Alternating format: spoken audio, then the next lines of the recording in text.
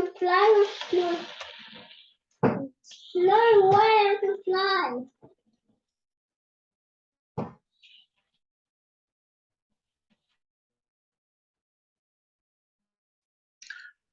Okay, so this is our pre-recorded action reflection. And our theme today is eating as Jesus eats in the Gospel of Mark. And a question to keep in mind in terms of Jesus eating and our current worship, what is central to worship? I'm Superman. So these are our two Bible references. One has Jesus walking through the grain fields on the Sabbath, and according to the law, gleaning grain was quite legit for people who were hungry. So in this instance, we see Jesus as someone who is hungry without food, who is taking from the fields. And then the next context is Jesus at the house of Levi, who, remember, is a tax collector and who decides to turn his life around and repays those that he's stolen from. And so it's a real story of transformation and joy in the life of Levi. And although there's only two references in Mark, we have many different references in the Gospel of Luke. But we can look at the stories of Jesus eating, and we know that he ate every day. And so the times when it's mentioned that he was eating, it's because he was making a particular point. You might hear Freddie's sound effects in the background because he's home with a sore throat. So in Luke, we have a major theme with Jesus at meals. And often he's with Pharisees or sinners. And it's always Jesus challenging what the host thought about living out their faith and who was righteous. Here we have just a brief reference from Jeremy Sweets about some of the references in the Gospel of Luke. And you can see there's a lot more meals mentioned there. And the setting, sometimes with sinners, sometimes with Pharisees, sometimes with his disciples. But what does a meal mean in culture? We can understand from our Australian perspective, if someone says, come to a barbecue, we know exactly what to expect. You bring your own alcohol, usually soft drinks are free. There's lots of meat on the barbie, sausages, steak, chicken, seafood, if you're into that. And largely the salads get made and left on the table. And 3, it's casual dress. You don't wear a suit to a barbecue. But if you don't know these things, then you can turn up in a suit at a barbecue. In Africa, the main meal is lunch. Some of the cultural understandings for a meal that if you visit, then you have to wait for food to be prepared and then you eat of it. So that's why visits can be 2 or 3 hours long. Everything at an African meal is fresh. They don't have pre-cooked sausages. They don't have salami. They won't have a sandwich. It'll be fresh bread with stew, or everything's fresh, cooked on the day. And it's good for you to bring something to share. So if you want to bring something, it's not for your own consumption, but it's going to be shared and drunk by everyone. These are just some of the ones I looked up quickly on Google. In Japan, you never raise your food above your mouth. You never use your hand to catch falling food. And slurping is a sign of appreciation. Slurping in Africa is also a sign of appreciation. In India, always use your right hand because more often than not, people will eat with their hand rather than with a fork or a spoon. Arriving early or exactly on time, it might seem rude because people will still be preparing the food. And you must not leave anything on your plate as leftovers. Now, in an African context, when you finish everything on your plate, they'll want to fill it up again.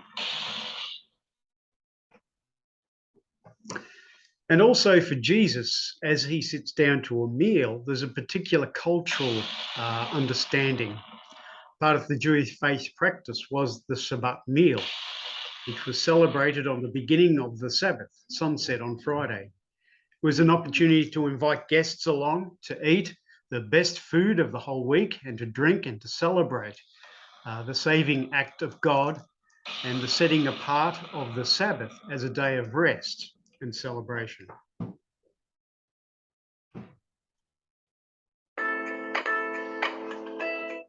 So maybe you're Jewish and wondering how to get started doing this Shabbat thing. Or maybe you're not Jewish and you want to better appreciate what your friend is up to or why your coworker leaves early on Fridays. Let's look at two things. Why people do Shabbat and how. Okay, so why? It's the single most important building block of living a Jewish life, according to pretty much everyone. The Torah explains in chapter 1 that God created the world in 6 days, and on the 7th day ceased from creating. So to mark that and appreciate creation, Jews cease creating things as well. We live life in the realm of space, going places, making things, buying and fixing stuff. We have to focus on the physical world on a day-to-day basis, and sure, we can do it mindfully. But Shabbat is a maneuver into the world of time. Letting go of making and buying and fixing is entering what Rabbi Abraham Joshua Heschel famously called a palace in time. It's hard to set aside the phone, the email, the cleaning, the errands, but that's the whole point, to set aside the time for something holy. It not only connects you to God, but also to yourself and the whole of the Jewish people. It creates a rhythm to life with the seventh note of rest time. Now, to the how. People talk about Shabbat being a day of not working or a day of rest. Jewish tradition actually defines 39 categories of creating-ish work, planting, building, hoisting stuff around, that you're supposed to refrain from on Shabbat. And traditionally observant Jews extrapolate from that to mean no emails, no errands, no driving, cooking, or using technology. It's more than what's not done. Making Shabbat, or as you might hear it said, keeping Shabbos, means making sacred time. People bring in Shabbat by lighting candles at sundown and go from a dinner with challah and wine and singing to a morning maybe spent at services hearing about the Torah portion, to a big lunch with friends or a picnic in the park. There are naps, strolls around the neighborhood, books, text study, games, lots of low-key pastimes. It ends at nightfall on Saturday with a candle putting out ritual called Havdalah. There are tons of ways to celebrate Shabbat, and if you want to know more specifics about challah, candles, or songs, or how to say some of the blessings, we have plenty of resources for you. Heschel said that things do not lend significance to a moment. It is the moment that lends significance to things. Taking a day to live this way can bring a sense of wholeness, or in Hebrew, shalom. So let's end with a wish for Shabbat Shalom.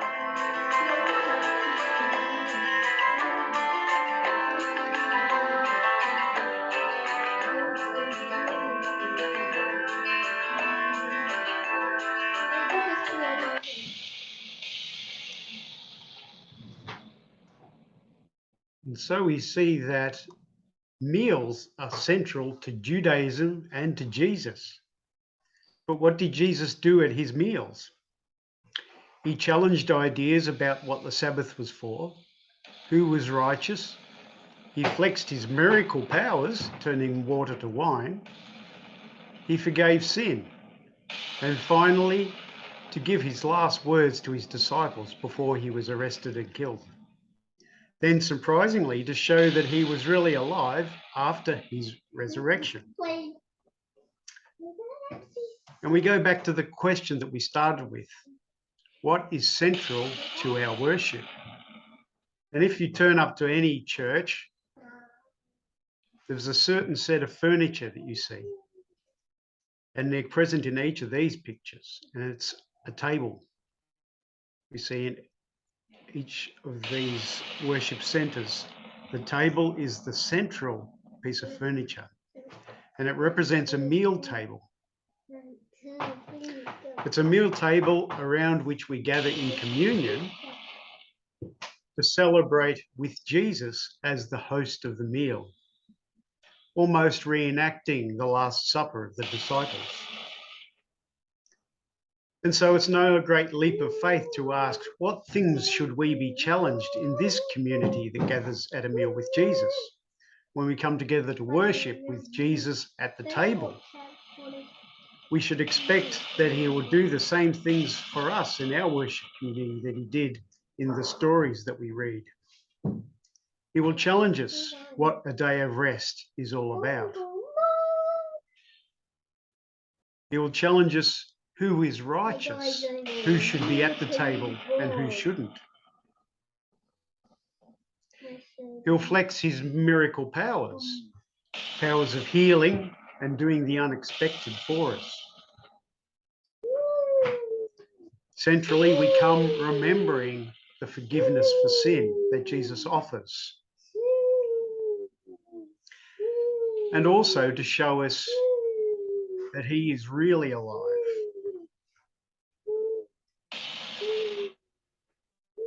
And how do we cap all this off with an experiment? Well, how can we design an experiment, well, to discover Jesus in the midst of a meal?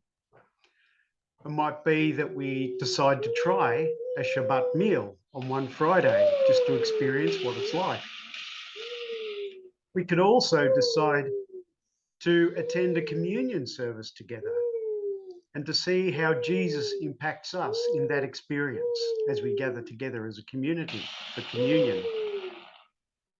We could even have our own meal together with an echo of the communion celebration, where we too have drink that remembers the blood spilled of Christ and the food that we eat together, representing the body that was broken for us, and leave a chair empty for the representation of Christ hosting us at this table.